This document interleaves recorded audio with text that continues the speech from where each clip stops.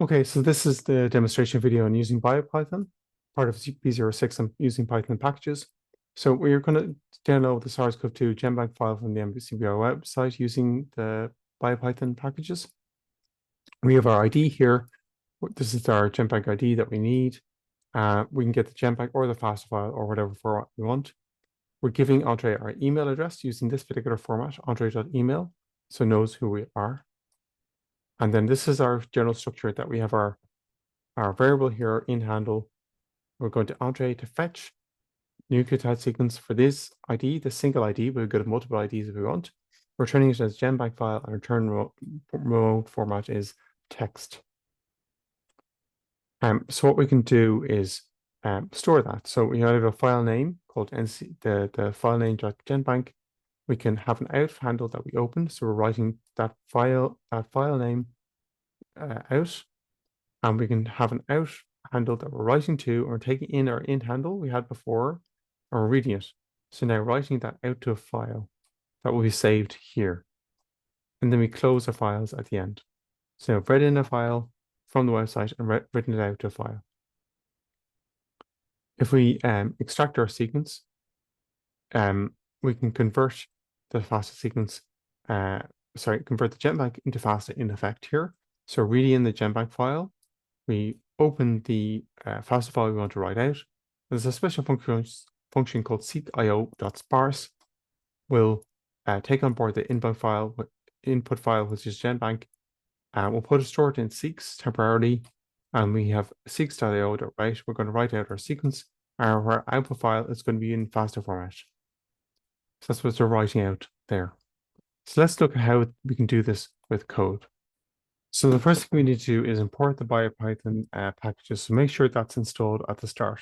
We'll use different packages from there, including Entree and seq.io. So our structure for that is we're saying from bio import Entree and seq.io. So we check that these are spelled correctly by running our code, and that seems to work. We can also check that the directory is in the right location from our previous video. We did that with the os.change directory. So I'm going to make sure I am working in the right directory that I want. But I'm going to import that package, import OS. So now importing those different packages that I need for this to all to work. So that seems to work now. So we've got our SARS-CoV-2 ID, which is this one here. So that's what we're going to look at. Print IDs. You can just see it's a single entry string there that we're using. This is the extension that we want. And we're going to use my email in this instance, but you should use your own email for each of these things. And what we had was our function was Andre efetch. So efetch can take on a range of different things.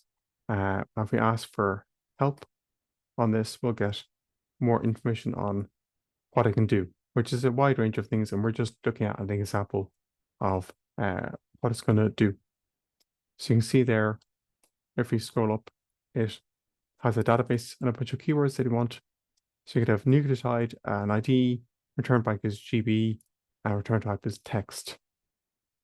And then there's another handy command here. We could have strip out the key information from there. So let's actually use that in our code.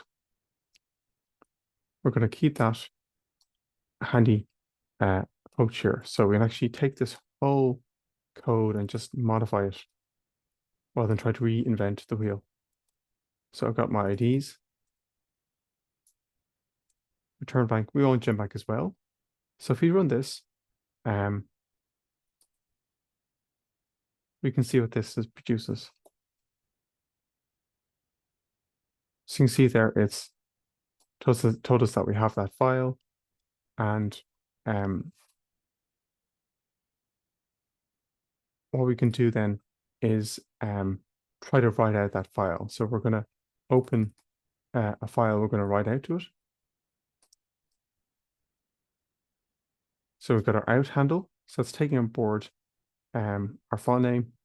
So might give it file name is equal to IDs.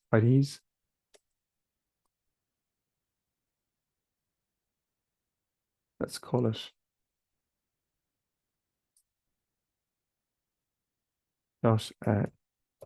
GB as our output file name.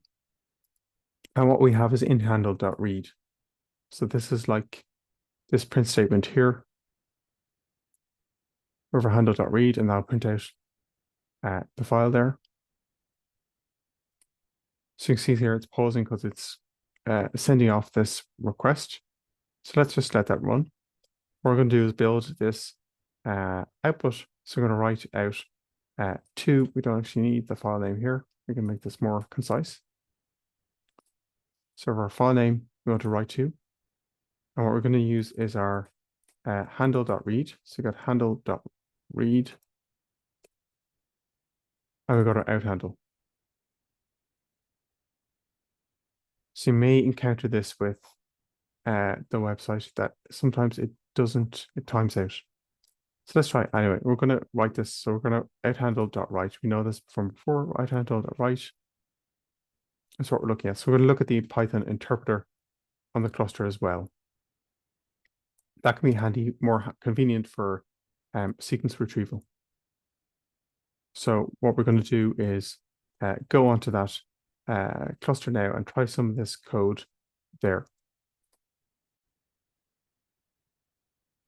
So what we're doing here is importing the packages that we want, including the change directory one, and then also the BioPython seek.io and Entree. And what we're doing is just repeating what we had before. So we had, for example, our ID. We're putting in there that we do one command at a time. And we print IDs just to check that that works. So that worked okay. We set the Entree email. So you're just pasting from the script here because that's probably the wisest way to go about it. Writing a script in a separate place rather than trying to write the code on here. So now we see that pause there. So if you check what is in handle, it seems to have given some sort of output. So what we can do is handle.read will read the contents of that file. So you can see there's a bunch of sequence data there. So this has worked more effectively. PyCharm may not do so.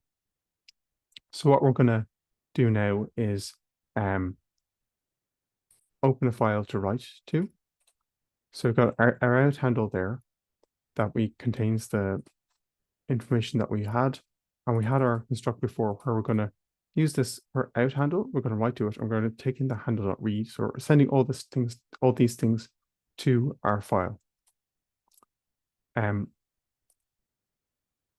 So that should have written this to the file. So we can check that. But first we should close our files and then do that one step at a time. So in handle, so we didn't have an in handle, we had a handle. And then out underscore handle to close that file. That might create issues otherwise. Then we quit to see what's there. And then we do ls/lt to see what's there. And we see our file didn't write properly. So let's go back into Python 3. And let's see what's going on with that command.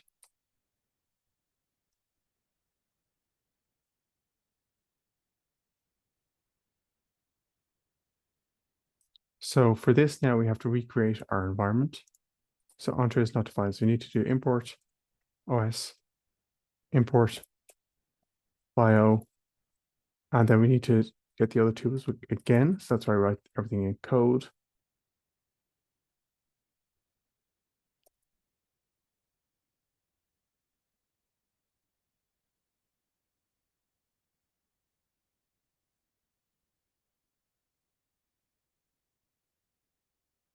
Let's try this all now.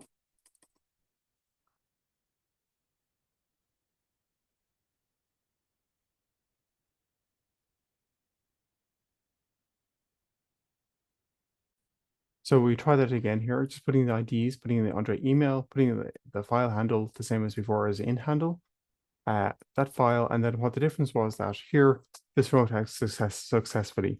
So you see that because we have these characters putting at the end, that's the reflects the size of the sequence that we've written out. We can close that file, and we should also close our out handle as well. What we can also do is convert this step faster. So you have this special command that we have where we have some sort of sequences that we can create from this command seek.io.sparse. So what this command is doing is taking some input file.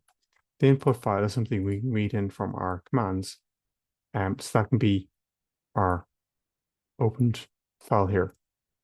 So what we need to do is say first with that we're going to open that file. So we're going to have ignore that command and have a block here. So you see these dots at the start indicate that it's a block. We're going to open this file that we wrote out. And we're going to say, I'm going to write to this following file. So we're creating another block. Oh, not quite. So this one first, then we're going to write out like that. And then we've got our next part. So this is going to take our input file here.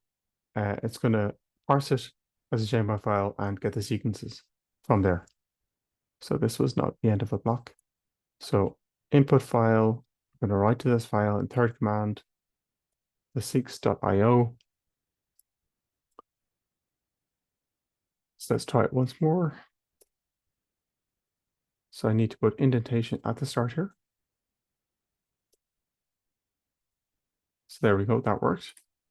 And then we want to count what we have at the end. So hopefully this is indented suitably. So now that's finished. So we can check what's in seeks. We have that object and count. We have 1. So the next step is then to quit and see what we got at the end. So now we have at the end here a FASTA file and GenBank file. So the initial command didn't work properly, but this one worked. So you can see now we have our NC FASTA file there, and then also our GenBank there as well. So that means we can use BioPython to extract particular types of information that might be of interest and convert them into other file types. And that applies for any particular organism that might be of interest. So that concludes our short introduction to how we can use BioPython.